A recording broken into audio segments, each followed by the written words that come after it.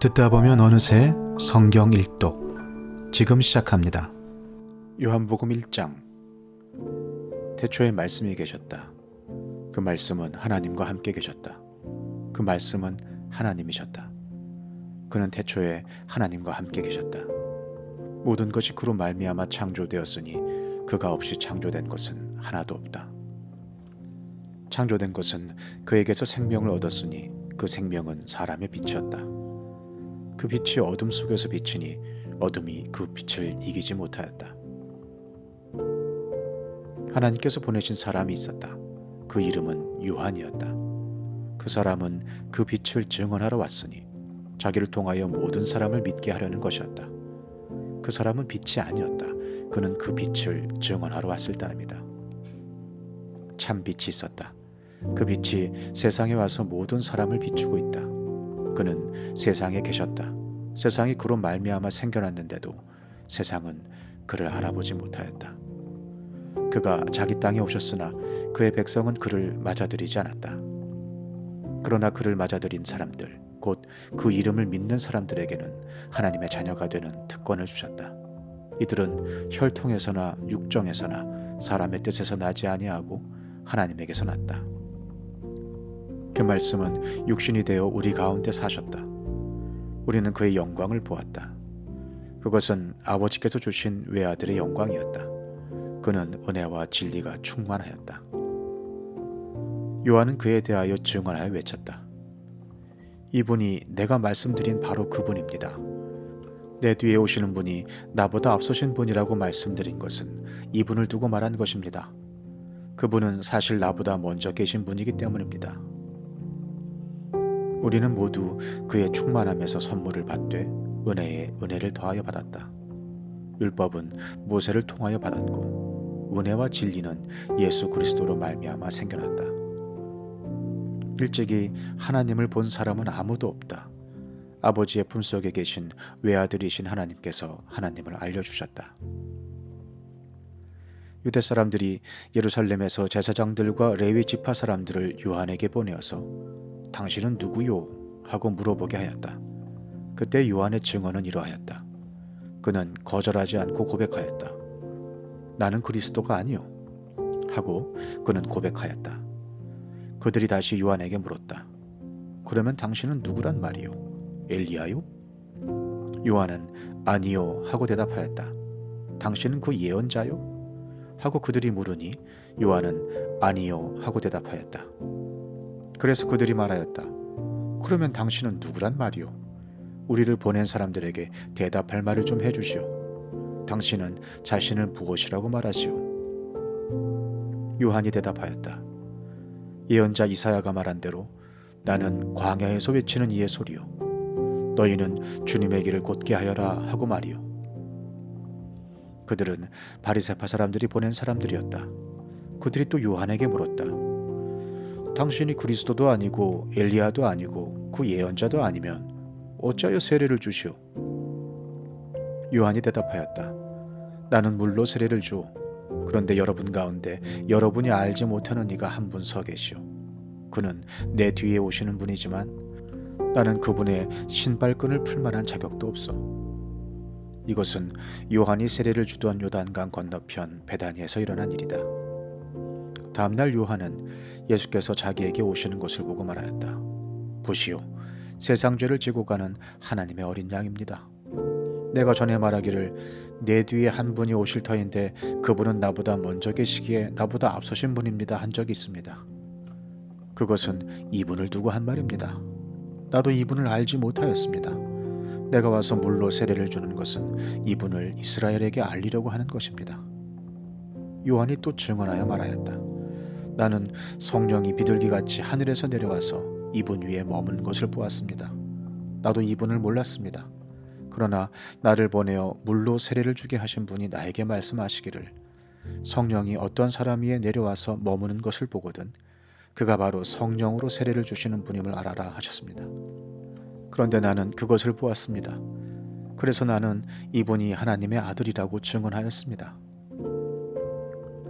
다음 날 요한이 다시 자기 제자 두 사람과 같이 서 있다가 예수께서 지나가시는 것을 보고서 보아라, 하나님의 어린 양이다 하고 말하였다. 그 두 제자는 요한이 하는 말을 듣고 예수를 따라갔다. 예수께서 돌아서서 그들이 따라오는 것을 보시고 물으셨다. 너희는 무엇을 찾고 있느냐? 그들은 랍비님, 어디에 묵고 계십니까? 하고 말하였다. 랍비는 선생님이라는 말이다. 예수께서 그들에게 대답하셨다. 와서 보아라. 그들이 따라가서 예수께서 묵고 계시는 곳을 보고 그날을 그와 함께 지냈다.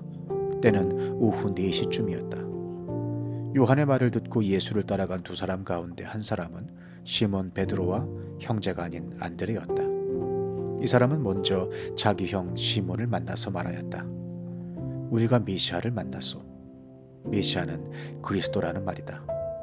그런 다음에 시몬을 예수께로 데리고 왔다. 예수께서 그를 보시고 말씀하셨다. 너는 요한의 아들 시몬이로구나. 앞으로는 너를 게바라고 부르겠다. 게바는 베드로, 곧 바위라는 말이다. 다음 날 예수께서 갈릴리로 떠나려고 하셨다. 그때 빌립을 만나서 말씀하셨다. 나를 따라오너라. 빌립은 베세다 출신으로 안드레와 베드로와 한 고향 사람이었다. 빌립이 나다나엘을 만나서 말하였다. 모세가 율법책에 기록하였고 또 예언자들이 기록한 그분을 우리가 만났습니다. 그분은 나사렛 출신으로 요셉의 아들 예수입니다. 나다나엘이 그에게 말하였다. 나사렛에서 무슨 선한 것이 나올 수 있겠소? 빌립이 그에게 말하였다. 와서 보시오. 예수께서 나다나엘이 자기에게로 오는 것을 보시고 그를 두고 말씀하셨다. 보아라, 저 사람이야말로 참으로 이스라엘 사람이다. 그에게는 거짓이 없다. 나다나엘이 예수께 물었다. 어떻게 나를 아십니까? 예수께서 대답하셨다. 빌립이 너를 부르기 전에 네가 무화과 나무 아래에 있는 것을 내가 보았다. 나다나엘이 말하였다. 선생님은 하나님의 아들이시오 이스라엘의 왕이십니다. 예수께서 그에게 말씀하셨다. 네가 무화과 나무 아래에 있을 때에 내가 너를 보았다고 해서 믿느냐? 이것보다 더 큰 일을 네가 볼 것이다. 예수께서 그에게 또 말씀하셨다. 내가 진정으로 너희에게 말한다. 너희는 하늘이 열리고 하나님의 천사들이 인자 위에 오르락 내리락 하는 것을 보게 될 것이다. 요한복음 2장. 사흘째 되는 날에 갈릴리 가나에 혼인잔치가 있었다. 예수의 어머니가 거기에 계셨고 예수와 그의 제자들도 그 잔치에 초대를 받았다. 그런데 포도주가 떨어지니 예수의 어머니가 예수에게 말하기를 포도주가 떨어졌다 하였다. 예수께서 어머니에게 말씀하셨다. 여자여, 그것이 나와 당신에게 무슨 상관이 있습니까? 아직도 내 때가 오지 않았습니다. 그 어머니가 일꾼들에게 이르기를 무엇이든지 그가 시키는 대로 하세요 하였다. 그런데 유대 사람의 정결 예법을 따라 거기에는 돌로 만든 물 항아리 6이 놓여 있었는데 그것은 물 2-3동이들이 항아리였다. 예수께서 일꾼들에게 말씀하셨다. 이 항아리에 물을 채워라. 그래서 그들은 항아리마다 물을 가득 채웠다. 예수께서 그들에게 말씀하시기를 이제는 떠서 잔치를 맡은 이에게 가져다 주어라 하시니 그들이 그대로 하였다. 잔치를 맡은 이는 포도주로 변한 물을 맛보고 그것이 어디에서 났는지 알지 못하였으나 물을 떠온 일꾼들은 알았다. 그래서 잔치를 맡은 이는 신랑을 불러서 그에게 말하기를 누구든지 먼저 좋은 포도주를 내놓고 손님들이 취한 뒤에 덜 좋은 것을 내놓는데 그들은 이렇게 좋은 포도주를 지금까지 남겨두었구려 하였다. 예수께서 이 첫 번 표징을 갈릴리 가나에서 행하여 자기의 영광을 드러내시니 그의 제자들이 그를 믿게 되었다. 이 일이 있은 뒤에 예수께서는 그의 어머니와 형제들과 제자들과 함께 가버나움에 내려가셔서 거기에 며칠 동안 머물러 계셨다. 유대 사람의 유월절이 가까워져서 예수께서 예루살렘으로 올라가셨다. 그는 성전뜰에서 소와 양과 비둘기를 파는 사람들과 돈 바꾸어 주는 사람들이 앉아 있는 것을 보시고 노끈으로 채찍을 만들어 양과 소와 함께 그들을 모두 성전에서 내쫓으시고 돈 바꾸어 주는 사람들의 돈을 쏟아버리시고 상을 둘러 부셨다. 비둘기 파는 사람들에게는 이것을 걷어치워라. 내 아버지의 집을 장사하는 집으로 만들지 말아라 하고 말씀하셨다. 제자들은 주님의 집을 생각하는 열정이 나를 삼킬 것이다 하고 기록한 성경 말씀을 기억하였다. 유대 사람들이 예수께 물었다. 당신이 이런 일을 하다니 무슨 표징을 우리에게 보여주겠소? 예수께서 그들에게 말씀하셨다. 이 성전을 허물어라. 그러면 내가 사흘 만에 다시 세우겠다. 그러자 유대 사람들이 말하였다. 이 성전을 짓는데 46해나 걸렸는데 이것을 사흘 만에 세우겠다고요?